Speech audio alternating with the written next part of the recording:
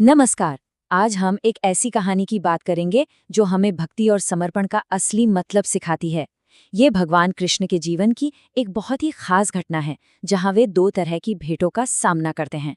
एक जो धन और अहंकार से भरी है और दूसरी जो सिर्फ और सिर्फ शुद्ध प्रेम से बनी है। तो जरा सोचिए, भगवान किसके भोग को स्वीकार करेंगे? एक राजा के भव्य शाही भोज को, या फिर एक भक्त के दिए केले के छिलकों को? चलिए इस कहानी में जरा गहराई से उतरते हैं। कहानी की शुरुआत होती है हस्तिनापुर से। जब भगवान कृष्ण वहां पहुंचते हैं, वो वहां एक राजा की हैसियत से नहीं बल्कि एक शांति दूत बनकर जाते हैं। उनका मकसद एक ही था, कौरवों और पांडवों के बीच होने वाले उस भयानक युद्ध को किसी तरह रोकना। और इसी सफर में हमें इस कहानी का मुख्य टकराव देखने को मिलता है। एक तरफ है दुर्योधन का अहंकार और दूसरी तरफ है विदुरानी का निश्चल प्रेम।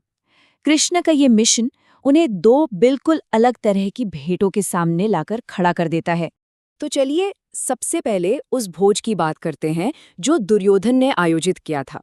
राजकुमार दुर्योधन कृष्ण को अपनी तरफ करने और उन पर अपनी धाक जमाने के लिए अपनी दौलत का एक बहुत बड़ा दिखावा करने की कोशिश करता है। दुर्योधन ने कृष्ण के लिए पूरे 56 तरह के व्यंजन बनवाए और वो भी सोने की थालियों में परोसे गए। यहाँ इरादा मेहमान नवाजी का नहीं था, बल्कि अपनी ताकत और शानो शौकत दिखाने का था। लेकिन कृष्ण तो सब जानते हैं। वो दुर्योधन के इरादे को अच्छी तरह समझ जाते हैं और उसके इस शानदार निमंत्रण को इन ताकतवर शब्दों के साथ ठुकरा देते हैं। दुर्योधन, भोजन सिर्फ दो वजह से स्वीकार किया जाता है, या तो खिलाने वाले के मन में प्रेम हो या खाने वाले को भूख हो। तुम्हारे मन में मेरे लिए कोई प्रेम नहीं है और मुझे कोई भूख नहीं है। इससे एक बात बिल्कुल साफ हो जाती है कि इरादा भेंट से कहीं ज्यादा मायने रखता है। दुर्योधन के उस ठंडे महल को छोड़कर कृष्ण सीधे अपने भक्त और मंत्री विदुर के विनम्र घर की ओर चल पड़ते हैं। अब कहानी उस जगह का रुख करती है जहां सच्ची भक्ति का वास है। जब कृष्ण वहां पहुंचते हैं तो विदुर की पत्नी विदुरानी उन्हें अपने दरवाजे पर देखकर अपनी सुध-बुध ही खो बैठती हैं। वो भावनाओं में इतनी बह जाती हैं कि उन्हें कुछ समझ ही नहीं आता। उनकी ये प्रतिक्रिया कोई सोची समझी मेहमान नवाजी नहीं, बल्कि शुद्ध अनियंत्रित भक्ति थी। और यहीं पर कहानी का सबसे अहम मोड़ आता है।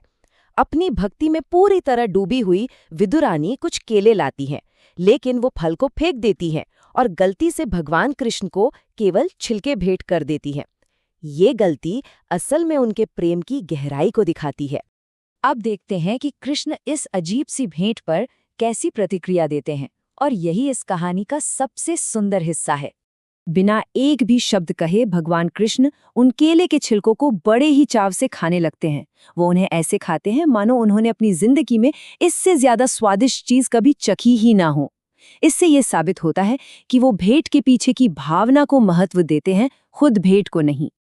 ठीक उसी समय विदुर घर लौटते हैं और ये सब देखकर चौंक जाते हैं। वे चिल्ला उठते हैं, ये तुम क्या कर रही हो? तुम भगवान को केले के छिलके खिला रही हो? उनकी प्रतिक्रिया विदुरानी को होश में लाती है और इस असाधारण घटना को और भी साफ कर देती है। तब कृष्ण मुस्कुराकर कहानी का सबसे गहरा संदेश देते हैं। वो कहते हैं, विदुर, जो स्वाद तुम्हारी पत्नी द्वारा दिए गए उन छिलकों में था, वह इस फल में भी नहीं है, क्योंकि वे शुद्ध प्रेम में डूबे हुए थे। तो ये शक्तिशाली कहानी हमें भक्ति की प्रकृति के बारे में आखिर क्या सिखाती है? चलिए इसके सार को समझते हैं। ये कहानी हमें प्रेम लक्षणा भक्ति से मिलवाती है। ये भक्ति का वो रास्ता है जो शुद्ध और बिना शर्त वाले प्रेम पर आधारित है, जहाँ वस्तु से ज्यादा भाव का महत्व होता है। यानी क्या दिया जा रहा है वो जरूरी नहीं, कि इस भावना से दिया जा रहा है वो जरूरी है। तो इस कहानी से तीन मुख्य बातें सामने आती हैं। पहली, निष्कपटता, क्योंकि ईश्वर को सच्ची भावना पसंद है, दिखावा नहीं। दूसरी, शरणागति, क्योंकि विदुरानी ने अपना सब कुछ भेंट कर दिया, जो था उनका शुद्ध प्रेम। और तीसरी, ईश्वर का स्वभाव, जो भक्त के दिल के इरादे को स्वीकार करता है, दुनियावी गलतियों को नहीं। और अंत में ये प्रसिद्ध दोहा इस कहानी को अमर बना देता है, जो हमें याद दिलाता है कि प्रेम ही सबसे ऊंचा संबंध है। इसी प्रेम के लिए कृष्ण ने दुर्योधन के पकवानों को ठुकरा दिया और विदुर के घर साधारण साग खाया। ये एक सवाल छोड़ जाता है, हमारी भेंट में वस्तु का कितना मूल्य है और भाव का कितना?